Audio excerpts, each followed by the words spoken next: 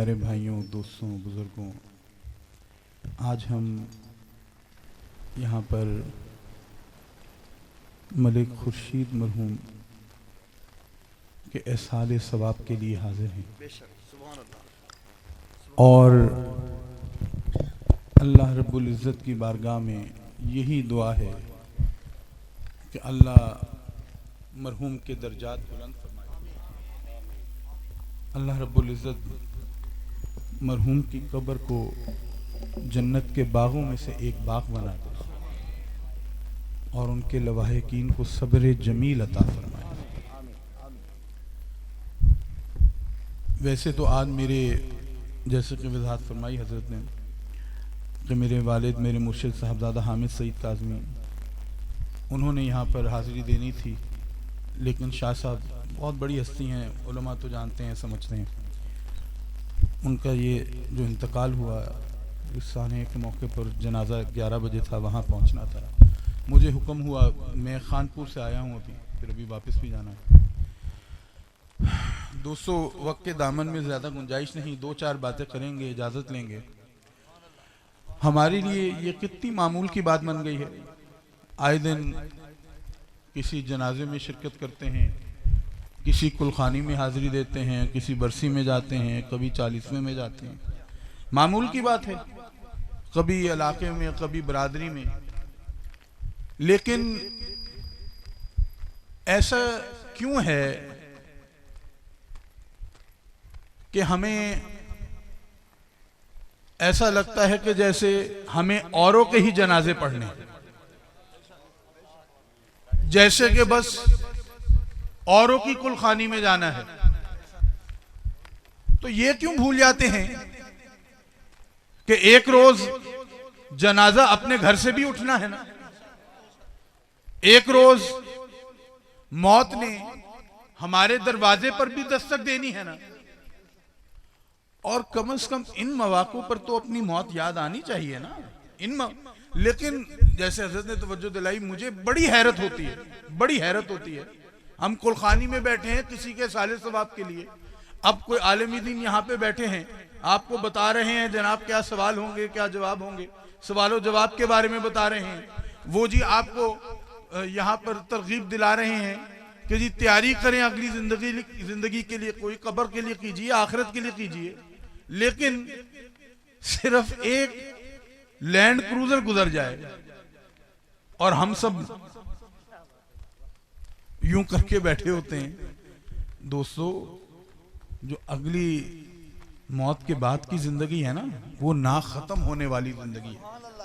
कितना जी लोगे यार, 60, 70, 80 साल जी लोगे, 90 जी लोगे।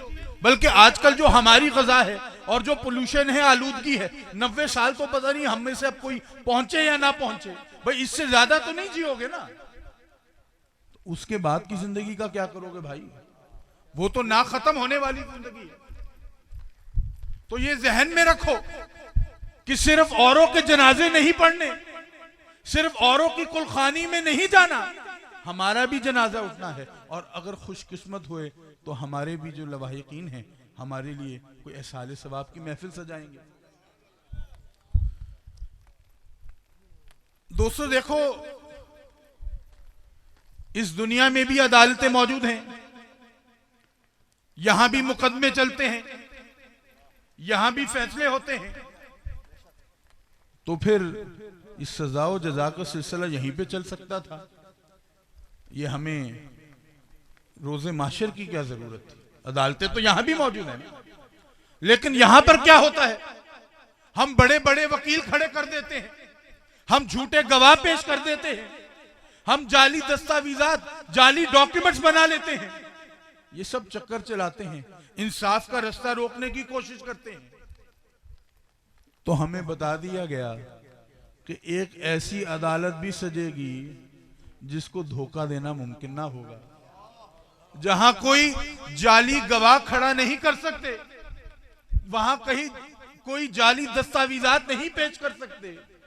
वहां पे अमाल और नियतें दोनों सामने रखी जाएंगी।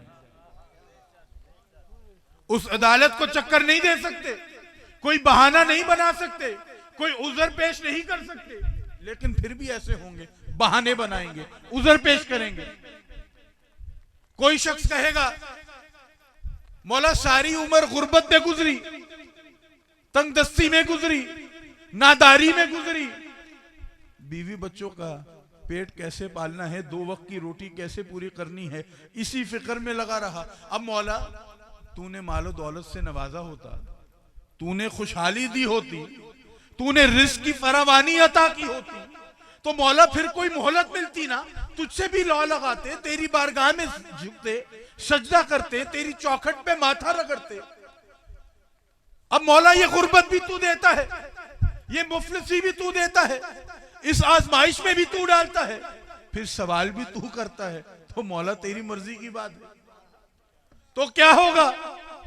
वहां हजरत ईसा अलैहिस्सलाम को पेश किया जाए। भाई तू ये कहता है बड़ा गरीब था, बड़ा मुफलिस था, बड़ा नादार था, बड़ा परेशान रहता था, तो जरा मेरे इस बंदे की तरफ देख, इसको तो जिस्म ढांपने के लिए लिबास कपड़ा भी ना मिलता था, ये तो जिस्म को पत्तों से ढांपा करता था।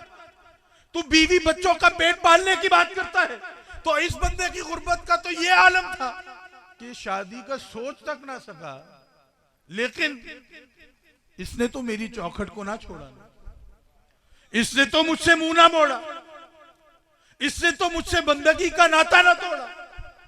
तो फिर तू बता तेरा क्या उज़र है, तेरा क्या बहाना है? फिर एक और शख्स बहाना बनाएगा, मौला तूने बड़ी अजीम सल्तनत अता फरमाई, बड़ा इक्तदार, बड़ा इख्तियार दिया, बड़ी मालो दौलत से नवाजा, मौला तूने कभी कोई तकलीफ, कोई आजमाइश में डाला होता तो तेरी भी याद आती ना, तुझे भी पुकारते, तुझसे मदद मांगते, तेरी बारगाह में झोली फैलाते, हाथ उठाते। अब मौला हुकूमत भी तू दे, सल्तनत भी तू दे, ये इक्तदार, ये इख्तियार, ये मालो दौलत से भी तू नवाजे, फिर सवाल भी तू करता है मौला तेरी मर्जी की बात। तो क्या होगा? हजरत सुलेमान अलैहिस्सलाम को पेश किया जाए। भाई तू दावा करता है कि तेरी बड़ी हुकूमत थी, बड़ी सल्तनत थी, तेरा बड़ा इक्तदार था, बड़ा इख्तियार था, तो मेरे इस बंदे की तरफ देख, इसका हुक्म जहां इंसान पे चलता था वहां हैवान पे, जन्नात पे भी चलता था, जहां जमीन पर चलता था वहां हवाओं पे भी चलता था, लेकिन इसने तो मुझसे मुंह ना मोड़ा, इसने तो मेरी चौखट को ना छोड़ा, इसने तो मुझसे बंदगी का नाता ना तोड़ा। तो तू बता तेरा क्या उज़र है, तेरा क्या बहाना? एक और शख्स बहाना बनाएगा, मौला सारी उम्र तकलीफ में गुजर गई, बीमारी में गुजर गई, हकीमों तबीबों के बाद चक्कर लगाते रहे, कभी कहां टेस्ट कराते थे, कहां से दवाइयां लेते थे। अब मौला तूने सेहत अता फरमाई होती, तंदुरुस्ती अता फरमाई होती, शिफा अता फरमाई होती, तो मौला मोहलत मिलती ना, तुझसे लौ लगाते, तेरी चौखट पे माथा रगड़ते, तुझसे बंदगी का नाता जोड़ते। अब मौला बीमारी भी तू देता है, आजारी तकलीफ भी तू देता है, फिर सवाल भी तू करता है, तो मौला तेरी मर्जी की बात है। तो क्या होगा? हजरत अय्यूब अलैहिस्सलाम को पेश किया जाए। भाई तू कहता है तू बड़ी तकलीफ में था, तू बड़ा बीमार था, तो जरा मेरे इस बंदे की तरफ देख, इसको तो हमने ऐसी बीमारी दी कि इसका तमाम कबीला, तमाम कौम इसका साथ छोड़ गई, और सिर्फ इसकी बीवी, वो भी इसलिए कि हमने उसको इस्तकामत अता फरमाई, वो इसके साथ रही, सब इसका साथ छोड़ गए, लेकिन इसने तो मुझसे मुंह ना मोड़ा, इसने तो मेरी चौखट को ना छोड़ा। तो बता फिर तेरा क्या उज़र है, तेरा क्या बहाना है? दोस्तों कोई बहाना नहीं चलेगा, कोई उज़र नहीं चलेगा, लेकिन फिर कुछ ऐसे भी होंगे जो वहां चिट्टा मुकर जाएंगे। भाई ऐसा तो नहीं हो सकता ना कि चार्जशीट पेश की जाए, साथ में सजा सुना दी जाए। भाई कोई गवाह पेश करे ना, कोई सबूत पेश करे, वो चिट्टा मुकर जाएंगे। ये काम तो हमने किए नहीं। तो दोस्तों फिर उस दिन से हमें डरना चाहिए जब चेहरों पे मोहर लगा दी जाएगी, जब हमारा ही जिस्म, हमारे ही आज़ा हमारे ही खिलाफ गवाही देंगे, हमारे हाथ बोल पड़ेंगे मौला ये झूठ बोलता है, वो जो फलाना गुनाह किया था, वो जो फलाना जुर्म किया था, हम ही से किया था। पांव बोल पड़ेंगे मौला झूठ बोलता है, वो जो फलाना गुनाह करने गया था, हम ही से चल के गया था। आंखें बोल पड़ेंगी मौला झूठ बोलता है, वो जो फलाना फहश मंजर देखा था, हम ही से देखा था। जुबान बोल पड़ेगी मौला झूठ बोलता है, वो जो फलाने कलमात अदा किए थे, हम ही से किए थे। दोस्तों इस दुनिया में 4 पैसे कमा ले, कोई छोटा मोटा हम इलेक्शन जीत जाए, तकब्बुर की तस्वीर बने फिरते हैं।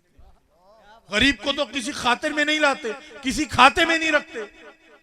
जरा सोचिए कैसा बेबसी का आलम होगा कि अपने जिस्म पर ही जोर नहीं चलेगा, वो ही हमारे खिलाफ गवाही देगा।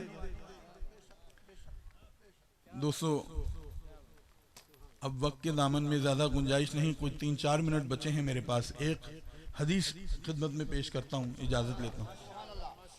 दुरूद शरीफ पढ़ लीजिए।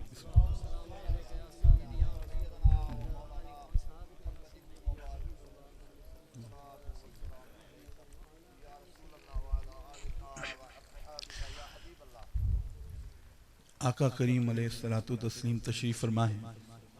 महफिल लगी है, सहाबा बैठे हैं और हुजूर गुजरी हुई उम्मतों के वाकयात बयान फरमा रहे हैं, पिछली उम्मतों के। तो हुजूर बताते हैं कि एक शख्स जिसका ताल्लुक किसी पिछली उम्मत से था, जिंदगी में 99 कत्ल किए बैठा था। अब 99 कत्ल करने के बाद ख्याल आया कि भाई अब तो बुढ़ापे के दिन भी आ गए हैं, तो तौबा कर लेनी चाहिए और तौबा की कबूलियत और मगफिरत के लिए कोई रास्ता तलाश करना चाहिए। तो अपनी बस्ती के एक आलिम दीन के पास पहुंचता है, तमाम हाल बयान करता है। अब जब आलिम दीन ये सुनते हैं कि ये साहब तो 99 कत्ल किए बैठे हैं, तो वो गुस्से से आग बगोला हो जाते हैं। अरे क्या तू ये जानता है कि एक इंसानी जान लेना, एक इंसान का कत्ल करना, ये कितना बड़ा जुर्म है, ये कितना बड़ा गुनाह है। भाई तू 99 कत्ल किए बैठा है और तू बातें करता है तौबा की कबूलियत की, तू बातें करता है मगफिरत की। अरे तुझे तो जहन्नुम का ईंधन बनना चाहिए, तेरे लिए तौबा और मगफिरत का कोई रास्ता नहीं, तुझे तो बदतरीन अजाब में मुब्तला होना चाहिए। अब वो शख्स सोचिए जिसने 99 कत्ल किए होंगे, गुस्से का तेज होगा ना, पारा चढ़ जाता होगा ना, तो वहीं पर मीटर शॉट होता है, वो तलवार म्यान से खींचता है, वो आलिम दीन का सर कलम कर देता है। अब जब कुछ देर बाद हवास बहाल होते हैं तो ख्याल आता है कि ये मैं क्या कर बैठा। भाई मैं तो आया था कि बख्शिश का कोई रास्ता निकलेगा, ये एक और शख्स को, बल्कि एक आलिम दीन को कत्ल किए बैठा। 99 थे, अब 100 पूरे हो गए। अब दीवानावार मारा मारा फिरता है, एक एक को रोक के पूछता है, हाँ भाई बताओ मेरा क्या बनेगा, मेरी बख्शिश कैसे होगी, मेरी तौबा कैसे कबूल होगी। अब लोग भी उसे डरते हैं, पागल आदमी है, ऐਵੇਂ कोई ऊंची नीची बात कर दी, पारा चढ़ जाए, हमारा भी सर मारा जाए। अब लोग भी घबराते हैं, फिर क्या करते हैं, उसको बताते हैं अच्छा एक काम करो, वो एक बस्ती है, वो अल्लाह वालों की एक बस्ती है, अल्लाह के प्यारे बस्ते हैं, अल्लाह के वली वहां रहते हैं, एक काम करो वहां चले जाओ, तो कोई ना कोई अल्लाह का बंदा, अल्लाह का प्यारा, अल्लाह का वली तुम्हारी कोई रहनुमाई कर देगा, तुम्हारे लिए कोई रास्ता निकाल देगा, तुम्हारी कोई मदद कर देगा। अब वो शख्स रवाना होता है अपनी बस्ती से अल्लाह वालों की बस्ती की तरफ। रास्ते में क्या होता है, इजराइल तशरीफ ले आते हैं। अब मौत का वक्त आ गया है, पहले तो मोहलत मांगता है कि देखिए मौत से नहीं डरता, मौत से नहीं घबराता, 100 कत्ल तो खुद किए बैठा हूं, मौत को तो इंतहाई नजदीक से देखा है, बस थोड़ी मोहलत दे दीजिए, अल्लाह वालों की बस्ती तक पहुंच जाऊं, शायद आगे की मंजिलें कोई आसान हो जाएं, शायद मेरी तौबा कबूल हो जाए। तो उसको बताया जाता है भाईजान ऐसे तो नहीं होता, जितनी मोहलत मिलनी थी वो तो मिल गई, अब वक्त आ गया है, अब तो जाना पड़ेगा। तो क्या करता है, अब जाहिर है इजराइल से तो मुकाबला नहीं कर सकता था ना, जाते जाते अपना सीना, अपनी छाती वो अल्लाह वालों की बस्ती की तरफ आगे को बढ़ाता है और उसी वक्त उसकी रूह कब्ज हो जाती है, मौत वाक़ई हो जाती है।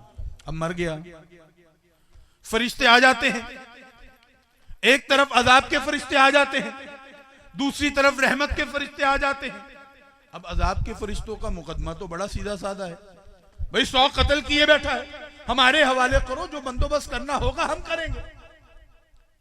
लेकिन रहमत के फरिश्ते कहते हैं भले 100 कत्ल किए, निकला तो अल्लाह की रहमत की तलाश में था ना, ये तो अल्लाह की रहमत का हकदार हुआ, अब फैसला कुछ हो नहीं पाता, तो मुकदमा चला जाता है रब की अदालत में, रब की बारगाह में। अब रब फैसला क्या फरमाता है कि इसका फैसला नापा जाएगा।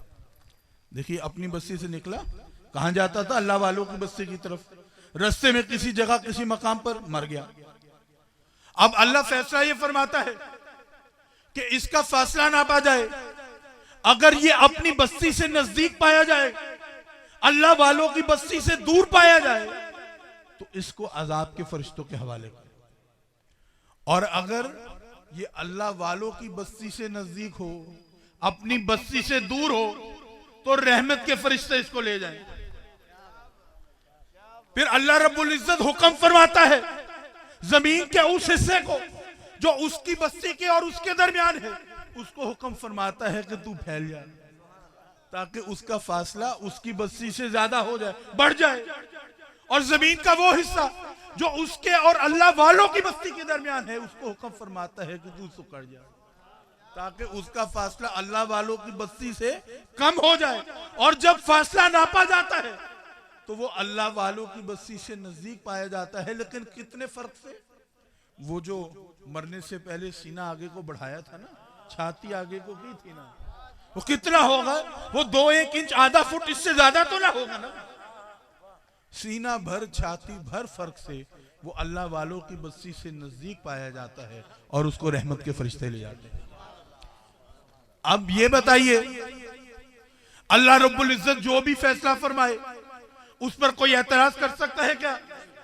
चलिए हम तो ये जुर्रत कर लेते हैं, कम से कम फरिश्तों ने तो कोई एतराज ना करना था। तो भाई अल्लाह रब्बुल इज्जत रहमत फरमाना चाहता था तो वैसे फरमा देता। वो जो चाहता है सो करता है, उसको कौन पूछने वाला है? भाई रहमत ही फरमानी थी, वैसे फरमा देता। तो ये तमाम एहतमाम करने की क्या जरूरत है? ये एक तरफ जमीन को फैल जाने का हुक्म देने की, एक तरफ जमीन को सुकड़ जाने का हुक्म देने की, फिर ये अल्लाह वालों की बस्ती से फासला नापने की क्या जरूरत थी? तो हज़रात मोहतरम, गोया अल्लाह रब्बुल इज्जत हमें ये बता रहा है कि ऐ मेरे बंदो, अगर मेरा कोई बंदा जिंदगी में 100 कत्ल भी किए बैठा और अगर फिर वो मेरी रहमत का ख्वाहा हो, वो तौबा कर ले और मेरी रहमत के हसूल की खातिर वो मेरे बंदों की तरफ, वो मेरे प्यारों की तरफ कदम बढ़ाए, और अगर सिर्फ सीना भर, छाती भर भी उनसे नजदीक हो जाए, तो उनके सदके से उसके गुनाह बख्श देता हूं और रहमत फरमा देता हूं। अल्लाह रब्बुल इज्जत हमें अपनी और अपने हबीब की सच्ची मोहब्बत अता फरमाए, शरीयत मोहम्मदी पर अमल की तौफीक अता फरमाए और मरहूम के दर्जात बुलंद फरमाए, उनकी मग़फ़िरत फरमाए। व आखिरु दावाना अल्हम्दुलिल्लाह। हज़रात मोहतरम, ख़त्म